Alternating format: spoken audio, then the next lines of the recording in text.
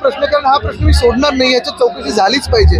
की जालन्यामध्ये जेव्हा पहिलं आंदोलन आपण पाहिलं असं लाठीचार्ज झाला, त्याचा आदेश देखील कोणी दिला होता? गृहमंत्र्यांनी दिला होता की मुख्यमंत्र्यांनी दिला होता? हा देखील सांगणं गरजेचं आहे, कारण आता आरक्षण द्यायचंच होतं. मग त्यावेळी लाठीचार्ज करण्याची मराठा समाजावर काय गरज होती? आज देशभरात आपण पाहतोय की सगळेच जे लोक आपल्या न्यायकांसाठी लढत आहेत त्यांच्यावर असाच फोर्सचा वापर केला जातो. जे शेतकरी बांधव देखील आपण पाहतोय दिल्लीकडे जातात, त्यांना काही नक्षलवादी कोण बोलतंय, कधी सीआरपीएफ त्यांच्या मागे लावतात, कधी अश्रुधूर सोडलं जातोय. हे कशासाठी होतंय? देशात सगळे नागरिक, मग कुठचाही समाज आरक्षण मागत असेल किंवा शेतकरी त्यांच्या न्याय हक्कांसाठी लढत असतील, त्यांना ऐकून तर घ्या, बोलून तर घ्या, चर्चा तर करून घ्या.